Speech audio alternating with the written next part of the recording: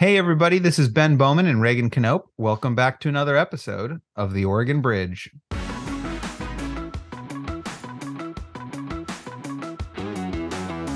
So for all these reasons why I think it could have been a good year for Republicans, they made no progress at all. Oregon doesn't exist on an island. You can't win statewide in Oregon if you get thumped in Multnomah County and get increasingly thumped in Washington County.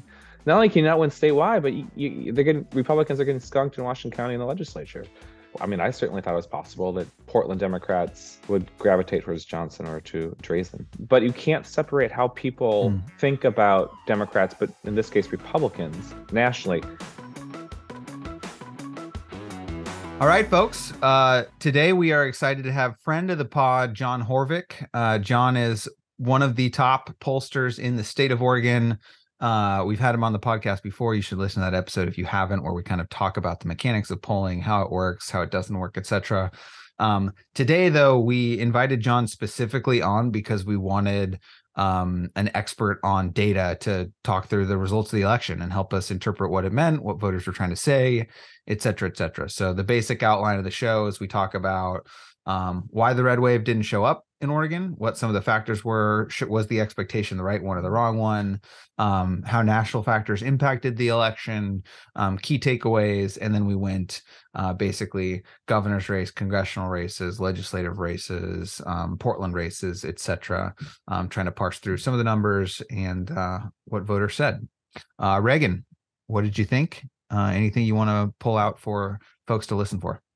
Well, first, as you pointed out, follow at Horvick on Twitter. He's got so much data that he's sharing all the time in and outside of elections, just about important election details. And I think that kind of data background and his really strong background in that really helps inform. Like when I brought some takes to him and he kind of basically was like, here's the data that either does or doesn't support that. And so it's really helpful because I think especially in politics, you get a lot of these quote unquote media narratives, whether they're driven by partisan or nonpartisan media, that are sometimes wrong and really easy to debunk with basic data. And so I think John does a really good job helping us parse that data and help us kind of understand a little bit more about the election.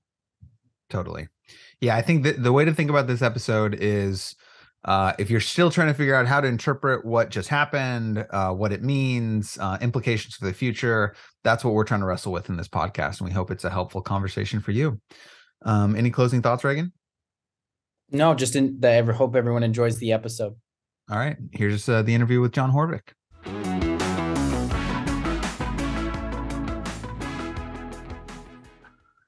All right. John Horvick, friend of the pod. Welcome back. Yeah, thanks so much. Glad to be here. So obviously there's a ton to talk about. We want to kind of use this episode as a debrief of the election and potentially an explainer of what we do know about what's behind some of these results. So I think we'll talk it broadly and about specifics throughout the next 45 minutes or so. But I think the headline to me was the red wave did not hit Oregon despite predictions. Republicans have some things that they can point to as successes, but Democrats sort of kept the big ticket items. They kept majorities in both chambers. They kept the governor's office. They won 2 of the 3 competitive congressional races. So what's your takeaway about the sort of red wave not materializing in 2020? What do you think is the best explanation for that phenomenon not occurring? Well, somehow just the idea of a quote unquote red wave, has a lot of assumptions baked into it, sort of how people are reading, polling or whatever else, the history into this election. So, why did it not happen is sort of dependent on the idea that it was supposed to happen. And maybe that assumption was just wrong. We'll talk probably lots of different numbers in this hour we have together. But the thing that I keep coming back to in my own head is looking at, this is the governor's numbers, looking at just the margins in the metropolitan area, in the metro area, and comparing that to 2018. In 2018, you have Trump is on the ballot. It's people, Democrats, liberals in Oregon wanted to vote against Trump. The key issues in the election were things like education and healthcare. And it was the out party typically does well in midterm elections, and the Republicans controlled DC. And so This year, you have Democrats in control of DC. You have a very unpopular Democratic governor in Oregon, and an issue set that's things that are neutral or to favor Republicans, favoring Republicans, particularly on crime. I think homelessness is a bit complicated, but economic concerns tend to favor Republicans, at least when you ask voters who you trust more on them. And Portland was so mad about Portland, right? So it wasn't like Portlanders were glad about the direction of their community or the state, and therefore it should, like on paper, hold up Democrat votes in the metro area.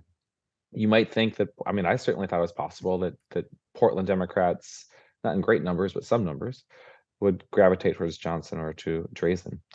But in 2018, Kate Brown won Multnomah County by 52 points. I think as of this morning, Tina Kotek is winning Multnomah County by 53 points.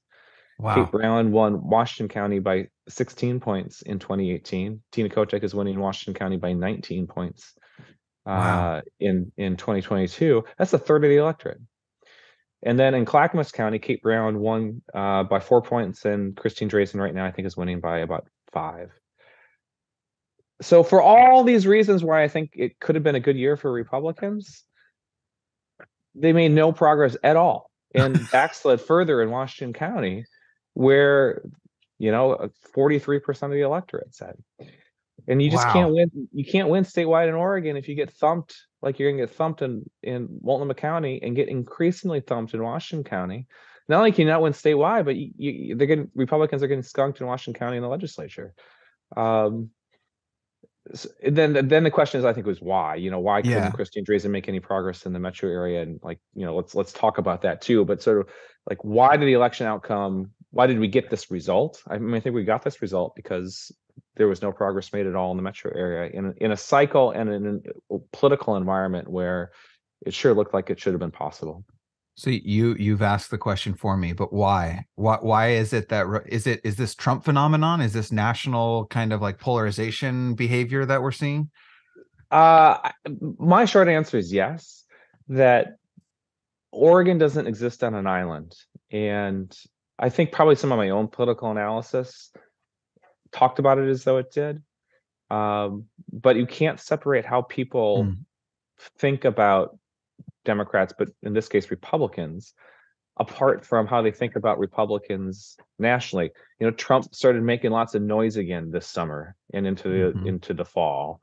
And, of course, there's the Dobbs decision, and that motivated some Democrats. There's, January 6th and, the commission hearings or the congressional hearings this summer that reminded people how maybe they felt about, democracy and elections issues.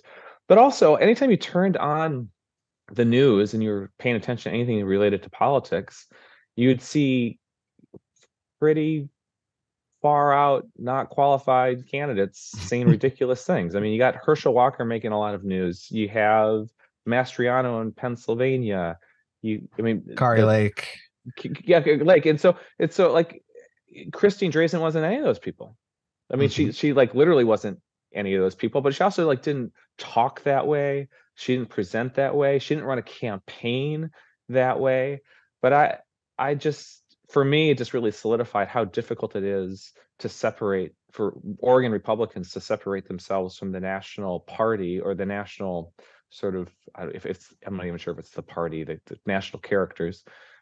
And you end up with basically the same map and same margins as you did 4 years ago. Now, I will say that Republican areas were more Republican. So the redder areas got redder, and the blue areas stayed as blue or got bluer. So if you look at, we have a 3.5 point margin between Kotek and Drazan right now. And so even though like the top line number is really narrow, if you look at the county results, you can't see my hands on a podcast, but my hands are going further apart. The red areas are becoming redder and the blue areas are becoming bluer. And so, tightly contested state, but it's because every sort of portion of the state's polarized, Democrat or Republican. Well, the thing I didn't. Go ahead. Oh, yeah. No, please go finish. The thing I didn't mention was Betsy Johnson, and the other sort of thing is just the collapse of Betsy Johnson, and I think how at the end rather irrelevant her candidacy ended up being to the actual outcome. I mean, she ran a relevant campaign, and it's important to talk about, and there's interesting things, lessons there, but I don't think she impacted, she was not Al Mobley in whatever that was, whatever year it was. Yeah. Well, so I think that the other thing too is on the third party front, voters are a little bit more astute about the winnability of those. They've seen them before. They understand that. So like, and I don't mean this to say that I think that like necessarily either party had a hard time keeping their base. They clearly didn't. But like for those folks on the fringes, I think more of them are astute to the point that as they got to the end, Johnson didn't have a chance. So whether they were willing to vote for her, they didn't, a lot of them, I think. And that's the result of that like 10 to 20 point collapse that she saw from, maybe a high of 25-ish to 8. Yeah, if she could have gotten from 25 to 30, right, that's and that never happened. But if that did happen, that changes the whole dynamic. But once you go from 25 to 20 to 15, then people look at that and says, well, why am I voting for somebody who can't win? Yep. And I think the other thing too that might have had play, and John, you can kind of respond to that before I ask our next question, is it's going to be basically unknowable because everyone's going to break down the precinct data and see who did where and where were the gains made for Republicans, where the losses, as you're pointing out. And the parties will kind of use that to target all the races that they handle in the next cycle. I kind of think that this data set is going to be a lot less useful just because it's a secret ballot. So there's no way to know which Republicans that turned out voted for Johnson. You can take a guess, but like the precinct data is going to tell us nothing except for here's 8 to 10% of people in each precinct that voted for Betsy. And so it's really going to be hard to know, were they going to vote for Drazan if there was only a 2-person race? Did they want to not Kate Brown, not Tina Kotek candidate, or were they just in for Johnson and would snap back to their parties in a year where there's only 2 candidates? I mean, yeah, we'll never know for sure. People will argue about it forever. That I haven't looked at precinct sort of level numbers yet, but just take county level numbers. This may be slightly different as people watch this because its results are still being reported this week. But last I looked, Johnson was getting 10% of the vote in counties that Drazan won, 8% of the vote in counties that Kotek won, which would at least suggest at that level that Drazan did, or excuse me, that Johnson, quote unquote, took more voters from Drazan. Although I have no idea if those are Democrats in rural counties who voted for Johnson. Like that's the sort of analysis. It's really hard to tell. Well, and remember that the Kotek counties are generally higher population counties. They are. There's more raw votes. The more raw votes for Johnson in Drazan counties than there are raw votes for Johnson in Kotek counties. So it's both relative and absolute. But still, I don't know who those voters are. Exactly. Do we have any, Bregan, and you'll ask the next question, but do we have any like exit polls in Oregon or anything there's nothing that I'm aware of. And I was talking with somebody about this. It was in prep for my interview. I'm going on OPB on Monday, Think Out Loud, I think. And they asked me about that. They said, could somebody do a survey? And it's like, yeah, but there's a lot of data to suggest that people are pretty bad at remembering who they voted for. Like if you're not a true partisan, so it's like pretty useless data to go get. That's why nobody does it. Like exit polls are as close as you're going to get. And even then the data is like, everyone is arguing about how accurate it is or isn't. And it seemed like some of the CNN exit polls were about right actually this year, but that's rarely ever true. It seems like, so. Okay. So you talked a little bit about it, but maybe you can dive in. Are there specific points of data or specific things that you are looking at to say, this is how we know, or this is how we can infer that national factors like Trump, Dobbs, inflation, Biden affected how people voted? Or are you kind of doing some back of the napkin guesswork at this point? I mean, how confident are you in some of those discussions, or is it just preliminary? I think, because I'm modestly confident, but my sort of interpretation is perhaps more holistic, which is if we look at 2018 compared to 2022, now you take the Johnson factor, but if you just look at the DRs, the 2-party vote, and then you sort of look at where the candidates got their support, it's so similar. Like it's the same 7 counties. Kind of the margins are similar directionally. Everything looks the same, but the issue set was so different. And the issue set, again, I mean, maybe my interpretation is wrong, but I think the issue set is more favorable to Republicans than it was in 2018. And the fact that there was essentially no change leads me to the conclusion that there's some outside factor, some factor outside of Oregon that's determining that. And we see so frequently nationalization of state politics, nationalization of local politics, much less ticket splitting than there used to be historically. All that to me points to for a constellation of reasons. I think it goes beyond Dobbs, but Dobbs is part of that. But just Democrats ultimately couldn't stomach voting for a Republican, nor could Republicans stomach voting for a Democrat. But I think we were looking for more of the former in this cycle. That ultimately they came back home to where they are comfortable, or maybe say another way, they resisted what they feel like they need to resist. Mm-hmm. So that begs some potentially uncomfortable questions about our democracy. And the way that I have framed the question is like, what lessons should candidates take from these results? But I'll ask it maybe in a different way as an incoming Democratic member of the legislature, but also for someone like Tina Kotek, the governor-elect. There's one way to look at these results that says, despite really challenging election cycle, voters said, keep going. Keep doing what you're doing because I'm sending you back with basically the same exact map as before. That's not my takeaway from these results. I think if that was true, we would see a more substantial Democratic wins across the board. I think like there's one school of thought that I tend to be sympathetic with, which is like voters didn't really see a viable alternative, particularly with like things like abortion, that like in places like Multnomah and Washington County, they didn't feel like there was a real choice. But what do you take away? Like what should the newly electeds be thinking about what voters were, quote, saying with these results? I'll give you my worry first, and then I'll try to circle around to something maybe more hopeful. My worry, and this is going to sound like a partisan comment, and it's not intended to be, but my worry is that Democrats are going to look at these results and say, "Hey, we can do whatever the hell we want. We can do whatever we want. We can have unpopular governor. We can have major challenges that, from a political leadership perspective, only we can be responsible for. It wasn't the Republicans that were in charge that sort of led us to these places." Hey, and we keep large majorities in the legislature and we win the governor. We got it. And I hope that's not the lesson. I worry that might be a lesson, even if it's not said out loud. I was going to say, to that point, I'm not hearing anyone talk like that. Even Governor-elect Kotek's comments, I think, have been really conciliatory. And, but yeah, I agree. My hope is that we get through an election and everything feels left and right and candidate A versus candidate B. But the challenges that we had, and Portland certainly was a big part of this campaign, both like as a place and as an idea. But so many of the challenges that exist in the metro area really are challenges that exist throughout the state. Homelessness maybe more visibly in certain ways in the metro area and in Portland, but I mean, you travel any part of the state. I was just in Roseburg the other day. There's lots of folks sleeping on the street and in shop stoops. You travel along the coast, and certainly every time I do focus groups out there, people will talk about just the terrible cost of living and housing affordability out there.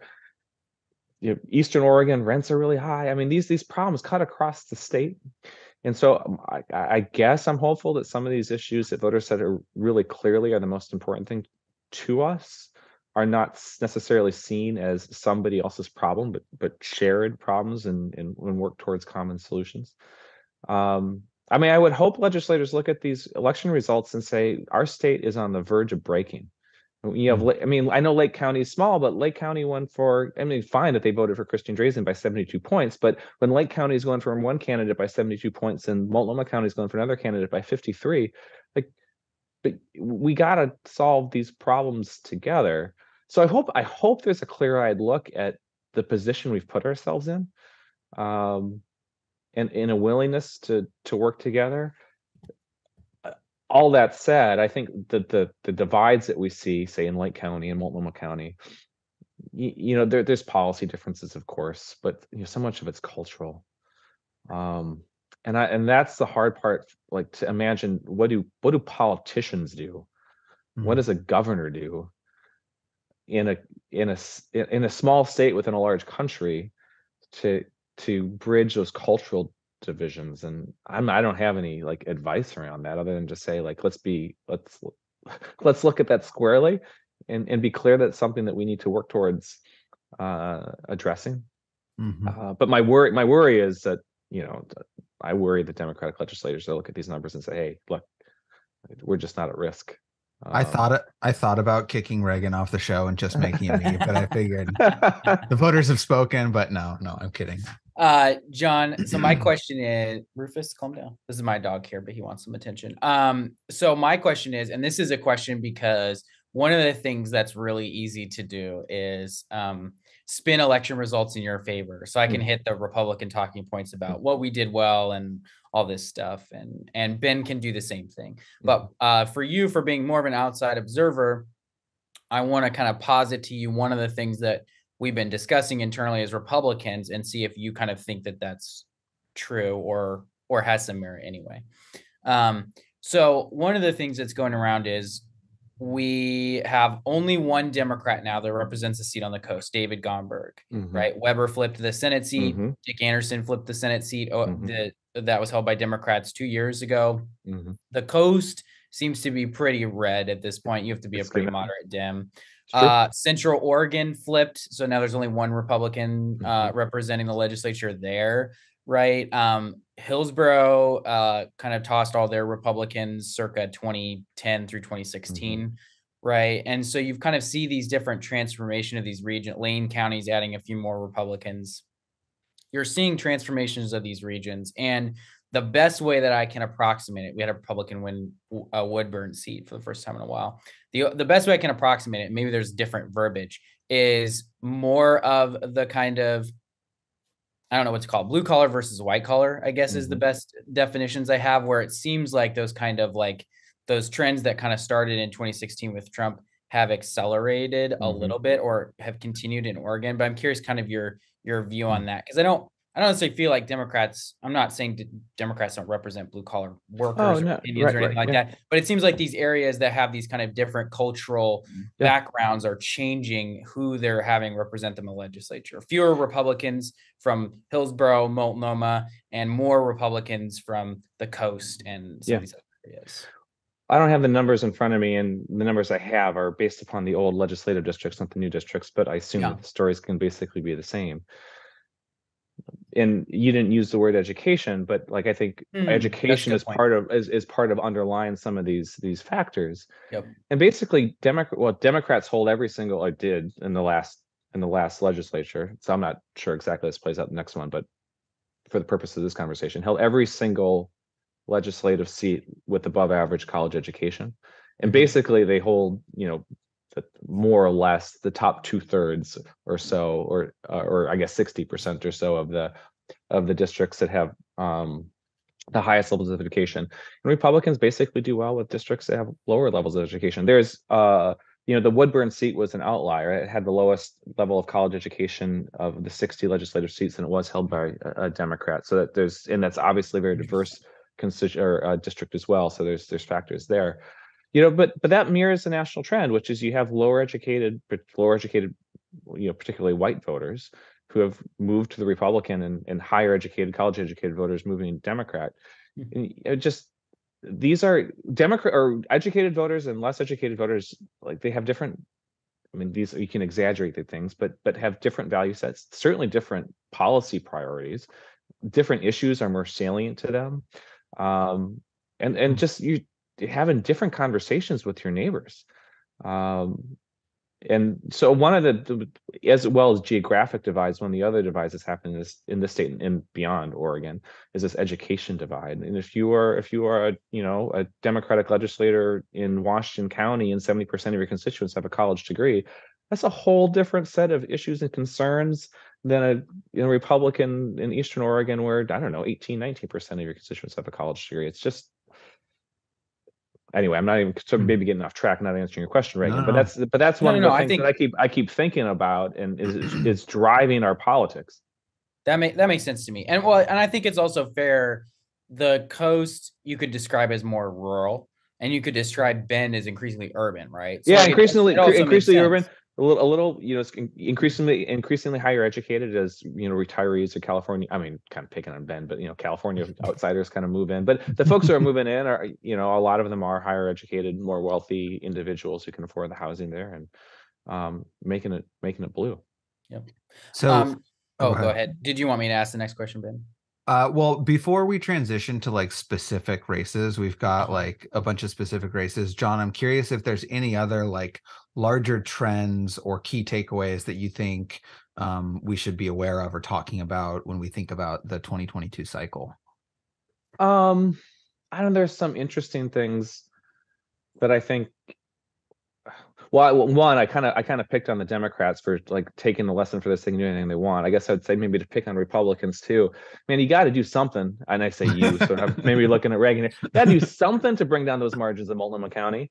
I mean, you can't keep running this playbook over and over again where you have these cultural fights, so that Democrats just don't want to be like, are just going to want to punch you in the face when you hear them, and like this is. And also, I don't know how it's possible, but from an Oregon perspective, but I think about California as well with this, is you have these West Coast states that Republicans are just going to be in the wilderness until the fever breaks nationally with the Republican Party. It's just like it's remarkable to me that California Republicans is such a huge state. Are just like it's just gone, and it's gone because of Trump and Marjorie Taylor Greene and like a whole bunch of other stuff. But it's just like it's totally out of reach. Well, and I think when I was at Chamber, Brian Clem's point what he was making was basically the extremes of the party got rebuked.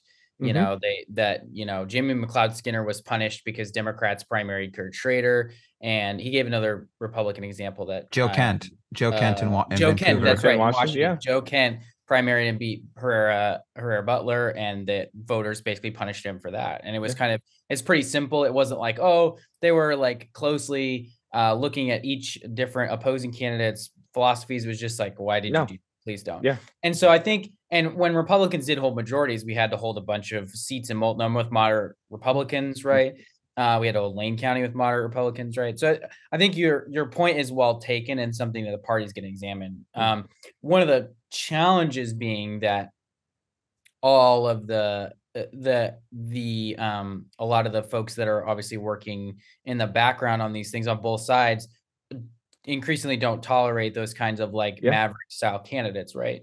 Unions aren't going to back candidates that, I don't know, vote to reform PERS, right? That was one of their big things that they looked to make sure Democrats, didn't do a bunch of, right? Or at least they were pretty vocal when PERS reforms, some of the smaller PERS reforms went through recently. Same thing with the Republicans, if you're not right on, guns or some of those other key issues. So it is a challenge, but I do think looking at this too, you kind of, I noticed, so I don't think Trump endorsed in any single race except for maybe re-election endorsement for Cliff Benz. Had Trump played in Oregon, I think things would have gone way more poorly for Republicans. Absolutely. Than they did. Because like we picked up a Senate seat net. We netted one Senate seat. We netted 3 House seats. Like there's no other blue state that was targeted by Republicans where that happened. And there's only a handful where they made pickup. New York and Hawaii are the only ones where Republicans made any gains whatsoever. And they're still pretty irrelevant in those states. Like in Oregon, we're more relevant than Republicans are in those states. Yeah. I think the Hawaii Senate Republicans went from 1 senator to 2 senators. No, 2 to 3, and they have 30. So yeah, 50% it's a pretty big difference. Massive growth in the caucus. They grew by like 33%. So Reagan, I'll just take us to governor's race next. And we talked about this some already, but John, like I know you've, as we said it before, we'll say it again, best Oregon politics Twitter account is @Horvick. But you've done quite a few like graphics and historical examination of past governor's races. There's a lot of anticipation that this was going to be a fundamentally different governor's race than governor's races in recent history, both in terms of money being spent. We've got Betsy Johnson in the race. Democrats are in trouble. To what extent does this align perfectly with the last, say, 4 or 5 governor's races? And to what extent is this were the outcomes different than what you might have expected? Well, we tend to, elections are binary outcomes, and maybe binary analysis isn't the best despite that. But to kind of pick up on Reagan's thread, Republicans, if their prior going to the election is that they can tie the Senate or maybe win it, and they can win the governor's race, then this is a disappointing election. I mean, Well, and I that's don't know true. I will say, knowing the results that we know now and knowing that there was very little red wave, if none at all, that wouldn't have been our prior going in. Like if we were saying, here's your national environment, we'd be like, oh man, we're really screwed. So like this, yes, it's true. We were disappointed by this result because we definitely thought we could win the Senate. But if you thought, hey, this is or if your mindset is, man, Oregon's going to do Oregon, it's going to be super blue, but we're going to be competitive in the governor's race. We're going to gain a congressional district, and we're going to claw back some of the seats in the legislature. You might say, hey, that's a pretty good, and Oregon will be relatively red compared to the rest of the country. You probably think that's a pretty good outcome. Yeah. I think I don't sit in those seats, but I suspect. No, that's true. That's the exact discussion I'm having with everyone on my side of the aisle. Is like, if we had thought different things were going to happen nationally, we would be ecstatic, but we're all sad. Kate Brown, I think, went by 6 points in 2018, and this is going to be a 3.5 point race. And Dudley came within 1.5 of beating Kit Hopper in 2010. So this sort of falls in between that space. In 2010, frankly, is probably just more elasticity in the electorate than there is in 2022. And so that political environment was probably as difficult for Democrats. There's some ways maybe it was more difficult, in some ways it was less. It was incumbent, more or less an incumbent that was running on the Democratic side. John, the elasticity comment basically means like the capacity for Democrats to vote for Republicans. Yeah. That there were maybe more swing voters, maybe another way to say it, than there is now. Another factor, turnout is not great. I mean, it's not terrible, but there are a lot of votes left out there on both the Democratic and Republican side. And maybe that's just driven by the fact that Trump's not a player like he was in 2018, and that's what's motivated voters so much the last 6 years or so. How much of that though is people looking at the percentages and not realizing that like motor voter has added like a couple 100,000 people to the rolls, and so it's going to drop our turnout percentages? Like, well, 2018 motor voter had been in place for 2 years at that point, so even 2018 2022 are relatively good apples to apples comparisons, but turnout among eligible voters is down too, so it's not just registered voters. That's fair. So anyway, voters weren't maybe as motivated, and that's interesting considering that it really was. I mean, all the signals were, and it ended up being a competitive gubernatorial election, as well as you had these competitive congressional district races and an open seat, so really consequential. And so I'm not sure if disappointing, but like if you want to think about like what lessons to take from this, part of that sort of equation is thinking about just like who turned out to vote, and some folks weren't as motivated as they had been in the past, and what would drive them in the future if you want to get that 3.5 point margin down further, or to flip it. I've got a quick question on a macro item before we go to the next race. About governor's race. Yeah. Okay, go for it, because I got one other governor's race. So one of the big discussions that I think will happen in the 23 session, because Tina Kotek and Kate Brown had both committed to some campaign finance reform stuff, and there was some progress made, but there was no actual limits in place when Brown was governor, right? And so I think now they're kind of more serious conversations about limits. My question is, Republicans could look at the race and say, we raised more money than ever on the legislative side, and that kept us competitive. Or we could say, well, Tina Kotek ended up outspending Drazan by $5 million, or Kotek can talk about all the money that Phil Knight's throwing into the system. One of my takeaways from this election, and you can tell me if you disagree, is that you can spend as much money as you want. It doesn't change the voters. You're not going to buy elections. It's not possible to buy elections. Certainly it's necessary to get your message out there, but it's really hard to buy elections in deep red states for Democrats and in blue states for Republicans. It just doesn't seem like it's as big of a factor as everyone says it is, or people complain it is. Sometimes it feels like. My interpretation is this Oregon election got nationalized, like elections tend to do. Mm-hmm. and I don't know how you what dollars you can spend to change those dynamics in a place like Oregon. I mean, in terms of the individual legislative races, like the state legislative races, I just don't have honestly good enough insight to how the dollars were spent and maybe impactful. For the gubernatorial elections and for the congressional elections, it's like, I don't know. I'm sitting from the outside, it seems like everybody had plenty of money to get their messages across and do their voter outreach that they needed to do. And if one had more than the other, well, I don't know. It didn't make much difference because everybody was well financed enough to get what they did. Yeah, I think that's my general point. Is it feels like everybody in the competitive elections hit to get, the viability stage, and then after that, it's like, sure, throw $10 million on, but it's probably not going to change the outcome that much. My one push. Oh, go ahead. Oh, go ahead. I was to say that my one sort of campaign finance sort of thought is it's not a state issue. It's a local Multnomah County issue. And but while we're just sort of talking about dollars, it's I couldn't speak chapter and verse about how the limits work in Multnomah County, but because they're confusing. Well, because they're confusing, but they're also strict. There's just not much money, and that Multnomah County, largest county in the state, dealing with the most important issue that voters are concerned about, homelessness and associated issues with crime and everything, the kind of quality of life stuff. And the two candidates had a nickel to spend. Like it's I don't know how much dollars is appropriate for those races. I'm not.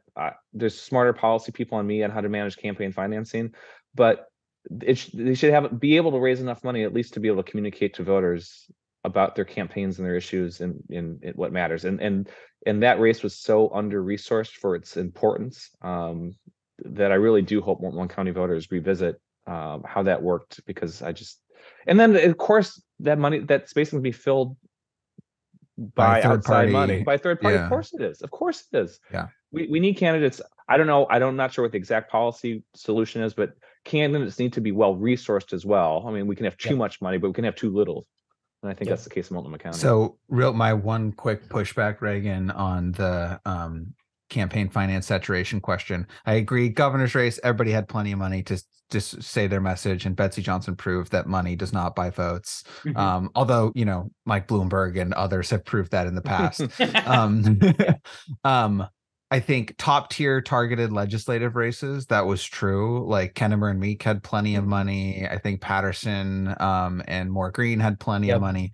But when you get to the fringes of like what turned out to be hyper competitive legislative races, there were massive imbalances in, like, there's an Oregon Coast seat I'm thinking of. There's a Central Oregon seat I'm thinking of that went different ways, right? Where one person had more money and one person had less money that won. But those are races where I have been wondering, what would the outcome have looked like if there was closer to parity in campaign spending? Because I do think legislative races are so much further under the radar. Like congressional races, I agree. We're about to talk about CD 4, 5, and 6. They both had plenty of money. I think, Mike Erickson probably spent a little bit more of his own money than Salinas did, but like we heard from both of them as a constituent, I can tell you. So anyway, I'll actually take us to CD 4 now.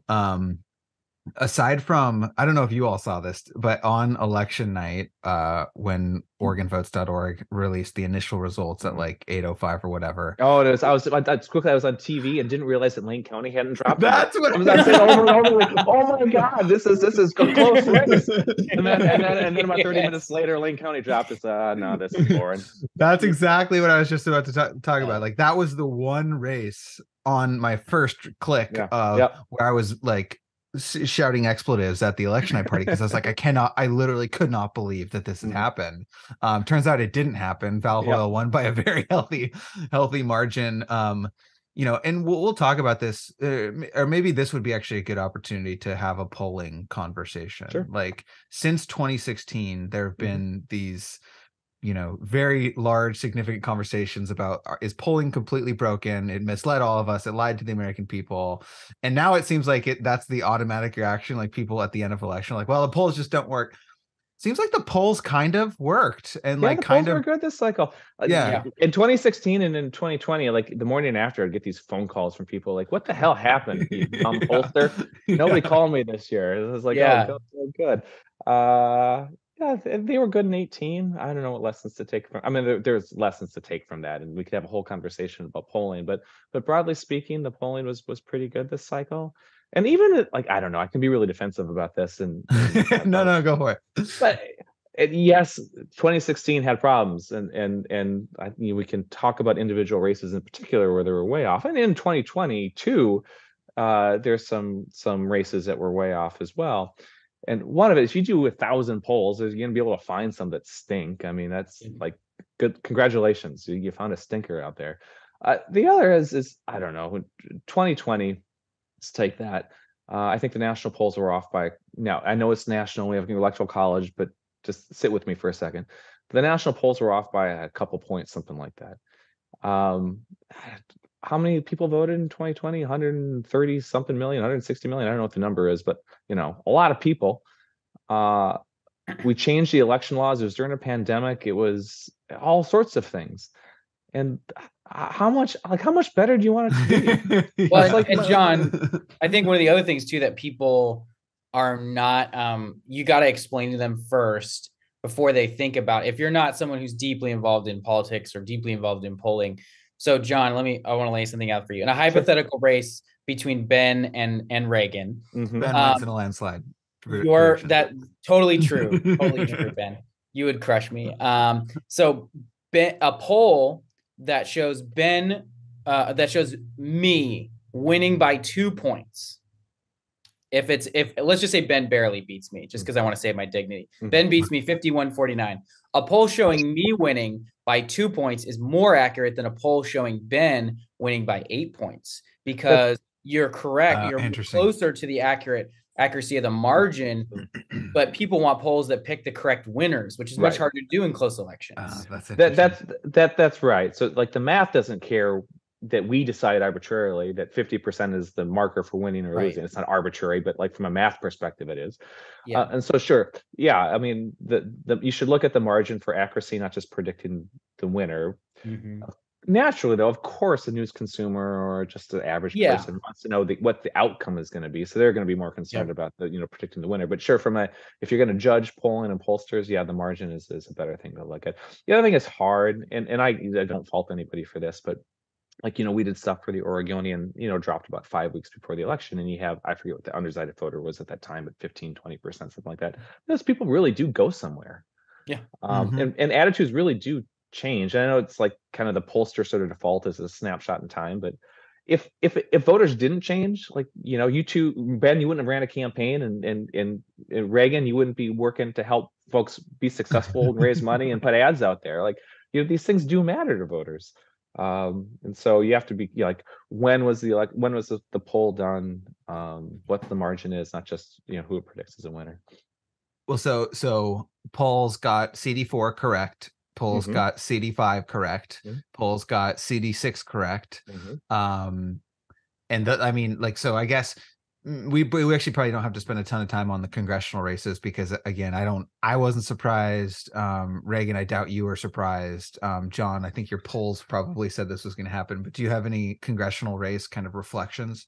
The one reflection I'd have is not about the polls, but just kind of thinking forward. Once the reflection was a question. The reflection is, I would have anticipated, Lori Chavez-DeRemer would do better in Clackamas County. And that probably is just a misreading of me of that electorate. And it was just a simple assumption. She's a former mayor from Clackamas County, and that's her base, and she would do better there. Marion County stands out to me in this election, and that's a place where obviously Lori Chavez-DeRemer did really well. And Christine Drazan did well. Joey Perkins is winning Marion County over Ron Wyden. Are you serious? Yeah, but I think about 4 points.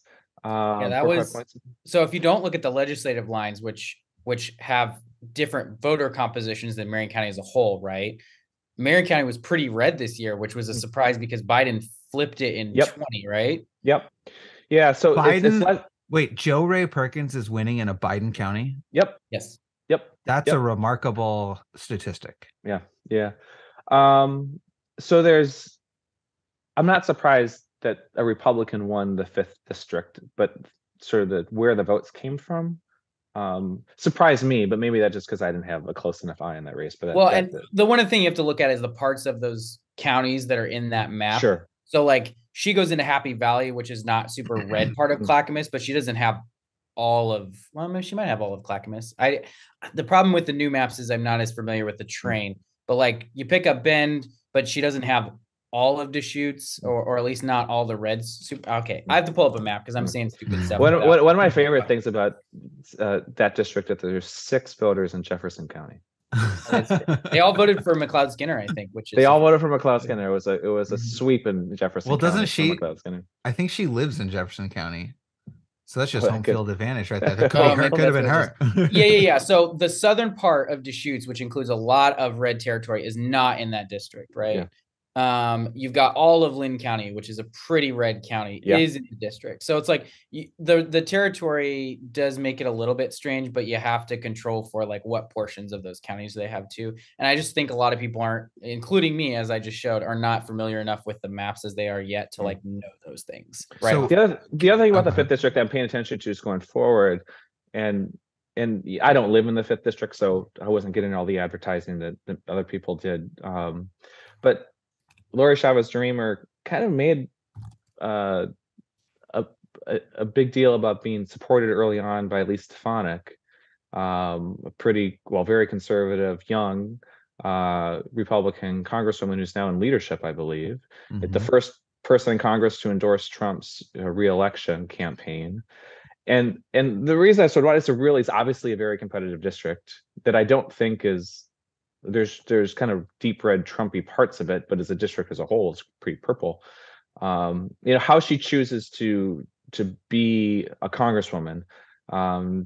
Is it more that the head down, do the work? Is it more talk to the media and be flashy? Does she follow the Stefanik route, or does she follow, I don't know, more woman's like constituency services sort of? And I don't know her well enough to know, but that's just one of the things I'm curious about. I will. We should try to have her back on the podcast, but I will tell you, I texted Reagan a couple times in the last 2 weeks because she's like, and maybe it's just her social media people, but her post victory social media has been incredibly partisan. Like it's been like party like it's 1994, talking about red wave. It's been like highlighting the fact that she is a Republican, and now there's more Republicans from Oregon, which like I actually think is like kind of the opposite of how Tina Kotek has been behaving, which is basically like, I'm a governor for all of Oregon. I'm going to bring people together. So it'll be interesting to see that. This is my last question. Actually, it's kind of related to this on congressional stuff, and then Reagan will transition us. What is your sense on how much a very subjective question of candidate quality mattered in this cycle? So, for example, Mike Erickson had a lot of very specific negative attacks levied against him. Alek Skarlatos brought some baggage to the table as a candidate.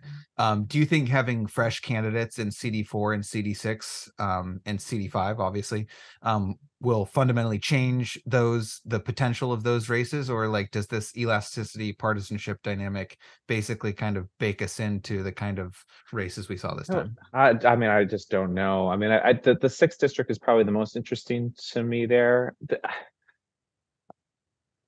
This is just my observation. It's just one guy's observation. I think that Jamie McLeod-Skinner was a good candidate, but not a great fit for the district. I'm not so sure how good of a candidate Mike Erickson is. And a lot of it has to do with that personal history. Well, plus he's lost now 3 congressional races. 3 congressional plus at least 1 or 2 legislative races. So that's not a great track record. And Andrew Salinas is winning that right now, I don't know, 6,000 votes or something like that. 2 points ish. That would make me nervous if I'm her, just Democrats for 2 years from now. That on paper, what was that, a plus? Biden won that district by 12. Is that what it is? Something like that. Boy, is that right, Reagan? So yes, that's true. I had a slightly different take because I think Salinas will be harder to beat as an incumbent, certainly. Sure, for sure. But I think that voters who knew, I might be giving them a little bit more credit, but I'm going to go ahead and do it. It was a new district, and voters were open to what are our options. They didn't have an incumbent.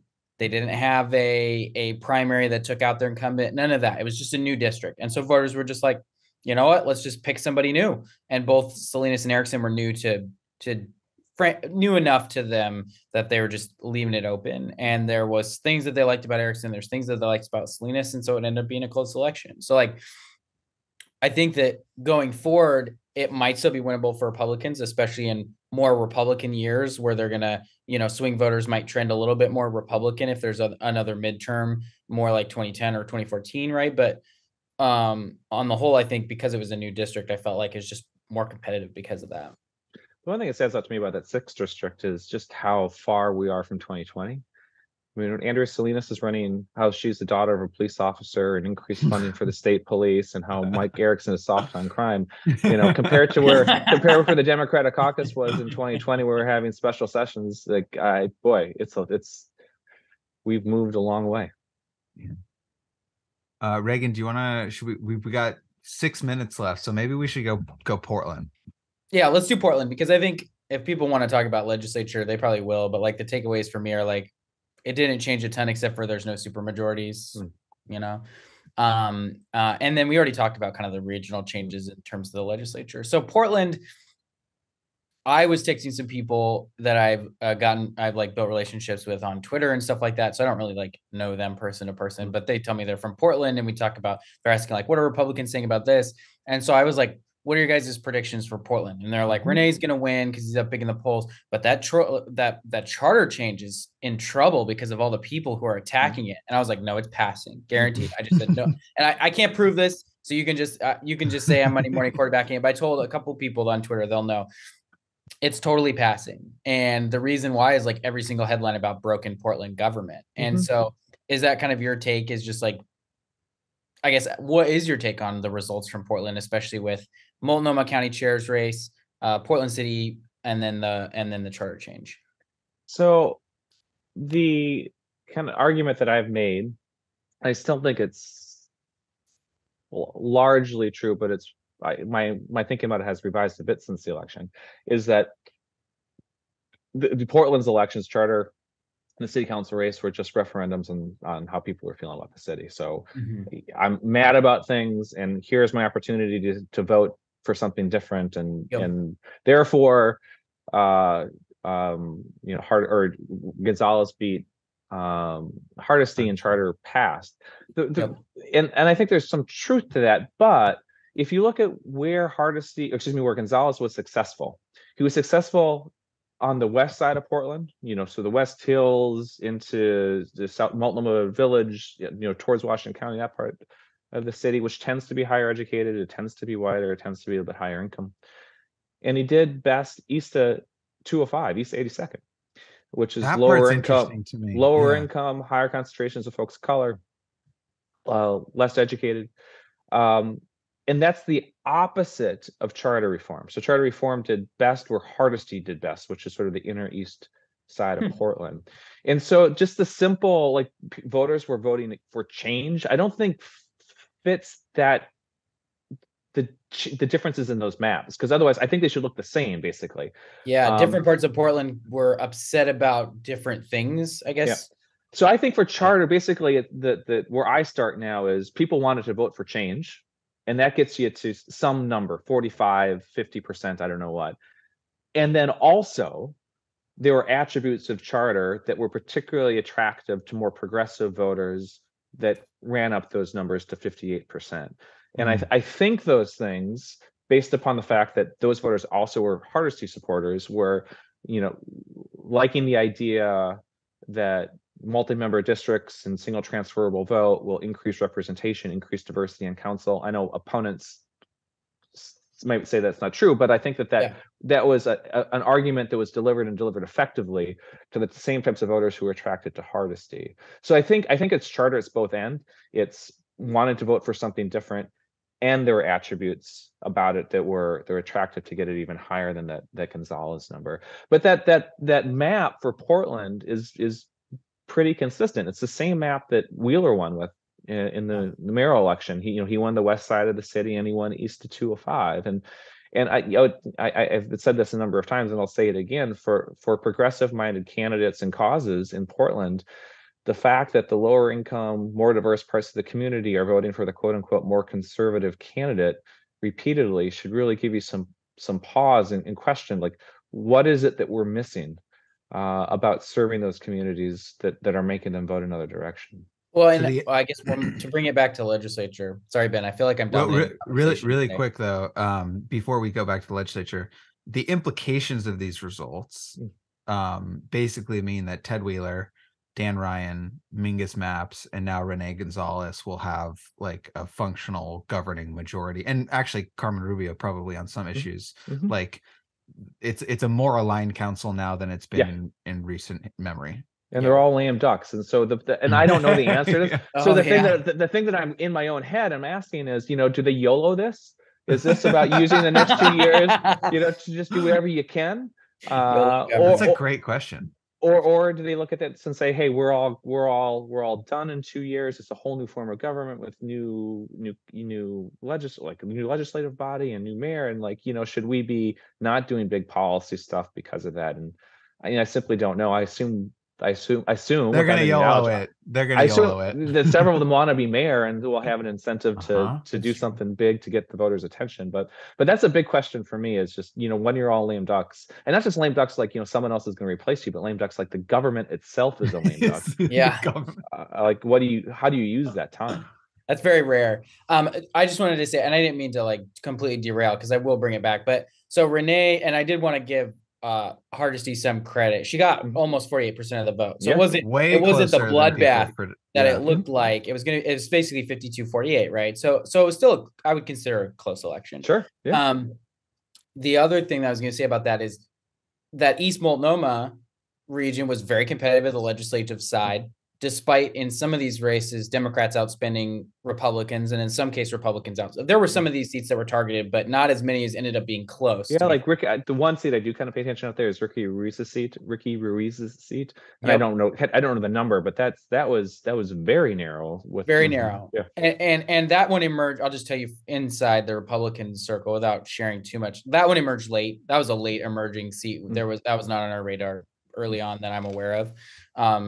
But once it emerged, we did start to try to do a little bit there. But by then, a lot of the plans had already been made. There wasn't significant resources to shift around. But we did target the seat that Randy Lauer ran in.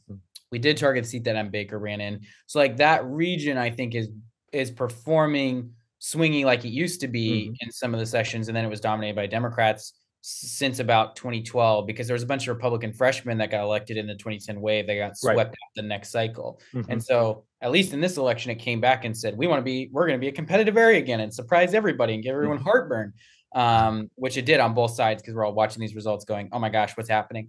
And I'm interested to see if that maintains course, if they snap back to that, pre-20, either pre-2010 or post-2012. Yeah. Status. Well, John, we're at 3:02, so we're a little bit over time. But do you have any closing thoughts or any races, interesting results that caught your mind that we haven't covered yet? The one it's not an individual race, but it's the set of local funding measures in Oregon that had another cycle of success. So I think basically 2/3 of them passed. So this is your school bonds and your transportation levies and all this sort of stuff across the state. In my own analysis, if you go back the 2 decades before COVID, local funding measures would pass at about a 60% rate. Since COVID, they've been passing at a 65 to 70% rate.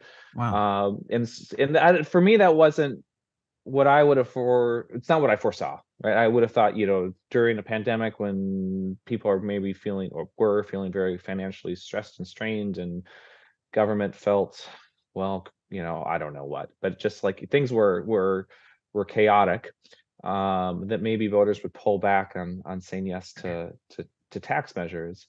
But they've been consistently saying yes to funding services in their community that they value. And so as we sort of think about what this election was about, it's, of course, we'll pay attention to the governor's race and legislative races, but, pay attention to the local stuff too. And it's another pretty good cycle of local funding measures across Oregon. Which is, I don't know if this one ever got on your radar. The Josephine County seasonal retail activities tax. Yeah, they defunded the police again down 82 to 17, which I felt like was just I don't know all the circumstances about how it got on the ballot and all that stuff, but that just seems like a gigantic no from Josephine County being like, yeah, sales taxes, we don't like them. Yes. Well, John, thank you again for taking the time to come on the pod. I always enjoy these conversations. You bet. Anything you want to plug before we head off? No, I want to just say congratulations to you. Looking Thanks. forward to your service in the state. So good luck. I appreciate it. Yeah. All right. Thanks everyone for listening, and we'll see you back here next week.